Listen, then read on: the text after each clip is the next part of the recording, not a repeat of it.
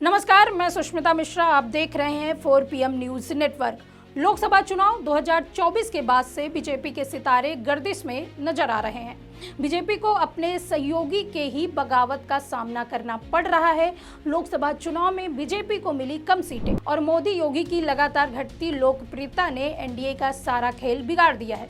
सरकार तमाम मुद्दे पर फेल होती जा रही है, जिसके कारण बीजेपी की उत्तर प्रदेश सहित पूरे देश में जनाधार कम होता जा रहा है, जिसका फायदा सहयोगी उठा रहे हैं। और बीजेपी की कमजोर पड़ती स्थिति को देखते हुए सभी सहयोगी आंख दिखा रहे हैं, जिसको लेकर एनडीए में लखनऊ से लेकर दिल्ली तक हड़कंप मचा हुआ है। वहीं हाल ही में उत्तर प्रदेश की मऊ सदर विधानसभा सीट पर उपचुनाव की घोषणा के साथ ही सूबे की सियासत में हलचल तेज हो गई है। मऊ से सदर विधायक रहे अब्बास अंसारी की विधायकी रद्द होने के बाद यह सीट खाली हुई है। अब्बास को हेट स्पीच मामले में दोषी ठहराए जाने के बाद उनकी सदस्यता रद्द कर दी गई है, जिसके चलते उपचुनाव अनिवार्य हो गया है। इस बीच योगी सरकार में मंत्री और सुहेल देव भारतीय समाज पार्टी के राष्ट्रीय अध्यक्ष ओम प्रकाश राजभर ने मऊ सदर सीट पर अपनी पार्टी का दावा ठोकते हुए कहा कि सुभाषपा इस सीट पर उपचुनाव लड़ेगी। इतना ही नहीं, उन्होंने अब्बास अंसारी के समर्थन में खड़े होने का ऐलान कर बीजेपी को असहज कर दिया है। राजभर ने कहा है कि अब्बास ने हमारी पार्टी के सिंबल पर चुनाव लड़ा था। अगर वह हाई कोर्ट जाते हैं तो मैं उनके साथ खड़ा हूं। जो बयान न केवल बीजेपी के लिए चुनौती है, बल्कि एनडीए की एकता पर भी सवाल उठाता है। आपको बता दें कि मऊ सदर सीट पूर्वांचल की सियासत में हमेशा से हॉट सीट रही है। इस सीट पर अंसारी परिवार का दशकों से दबदबा रहा है। मुख्तार अंसारी स्वयं इस सीट से 5 बार विधायक रह चुके हैं। अब्बास की विधायकी रद्द होने के बाद बीजेपी इस सीट पर अपनी पकड़ मजबूत करने की फिराक में है, लेकिन राजभर का रुख उनकी योजनाओं पर पानी फेरता हुआ नजर आ रहा है। राजभर का यह कदम एनडीए के लिए नया संकट पैदा कर सकता है। बीजेपी पहले ही गठबंधन में सहयोगियों के साथ तालमेल की चुनौतियों का सामना कर रही है। हाल ही के महीनों में बिहार और अन्य राज्यों में एनडीए के भीतर असंतोष की खबरें सामने आई थी। वहीं अब राजभर का अब्बास के प्रति समर्थन और मऊ सीट पर दावा बीजेपी के लिए सिरदर्द बन गया है। सुभाषपा का रुख न केवल गठबंधन की रणनीति को प्रभावित कर सकता है, बल्कि पूर्वांचल में बीजेपी की छवि को भी नुकसान पहुंचा सकता है, जिसके चलते सपा और अन्य विपक्षी दल इस स्थिति का फायदा उठाने की कोशिश में जुट गए हैं। सपा ने मऊ में अंसारी परिवार की सियासी विरासत को बचाने की रणनीति बनानी शुरू कर दी है। दूसरी ओर बीजेपी के सामने अब यह चुनौती है कि वह मऊ में अपनी स्थिति मजबूत करें या राजभर को मनाएं। राजभर का बागी तेवर और अब्बास के प्रति उनका समर्थन पूर्वांचल की सियासत में नया मोड़ ला सकता है। दरअसल 2022 का विधानसभा चुनाव ओम प्रकाश राजभर ने समाजवादी पार्टी के साथ मिलकर लड़ा था। राजभर की पार्टी सुभाषपा के 6 विधायक जीतकर विधानसभा पहुंचे, जिनमें से एक अब्बास अंसारी भी थे, लेकिन बाद में ओम प्रकाश राजभर ने सपा से गठबंधन तोड़ते हुए एनडीए में घर वापसी कर ली।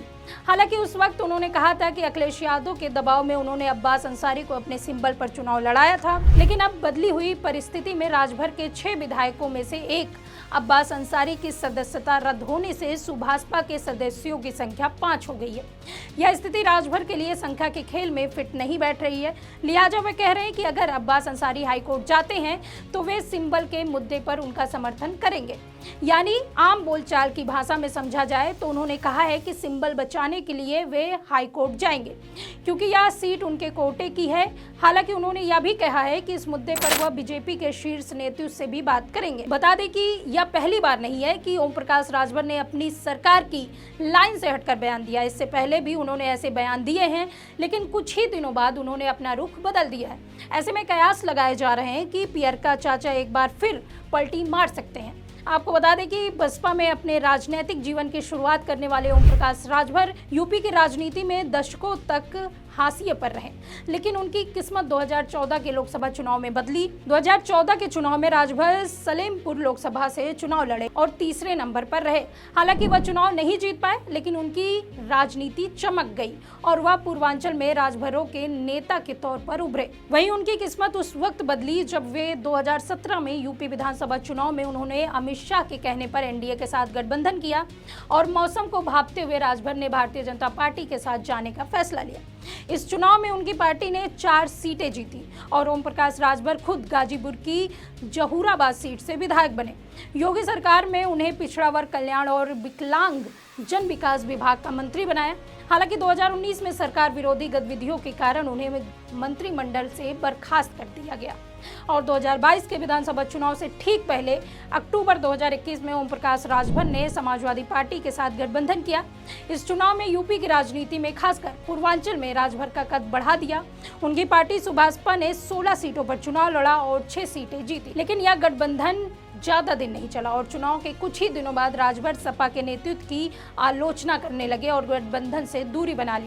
आपको बता दें कि 16 जुलाई 2023 को राजभर ने केंद्रीय गृह मंत्री अमित शाह से मुलाकात की और अपनी पार्टी को फिर से एनडीए में शामिल करने की घोषणा की। 2024 का लोकसभा चुनाव उन्होंने एनडीए के साथ लड़ा और मऊ जिले की घोसी लोकसभा सीट उनके खाते में आई तो बेटे को चुनाव लड़वाया, लेकिन वहां से उन्हें हार मिली। चुनाव के बाद राजभर को एक बार फिर योगी कैबिनेट में शामिल किया गया, लेकिन एक बार फिर उनके तेवर तल्ख हो गए। ऐसे में कयास लगाए जा रहे हैं कि योगी और राजभर के बीच सब कुछ ठीक नहीं चल रहा है, क्योंकि ओम प्रकाश राजभर सरकार की लाइन से हटकर बयान दे रहे हैं। वहीं अब इस पूरे मामले को लेकर सवाल उठने लगा है कि अब बीजेपी अपने सहयोगी को नियंत्रित कर पाएगी या मऊ सदर का उपचुनाव एनडीए के लिए एक और सियासी संकट बन जाएगा। यह तो आने वाला वक्त ही तय करेगा। इस खबर में फिलहाल इतना ही। ऐसे ही तमाम राजनीतिक खबरों के लिए बने रहिए 4PM न्यूज नेटवर्क में। मैं सुष्मिता, नमस्कार।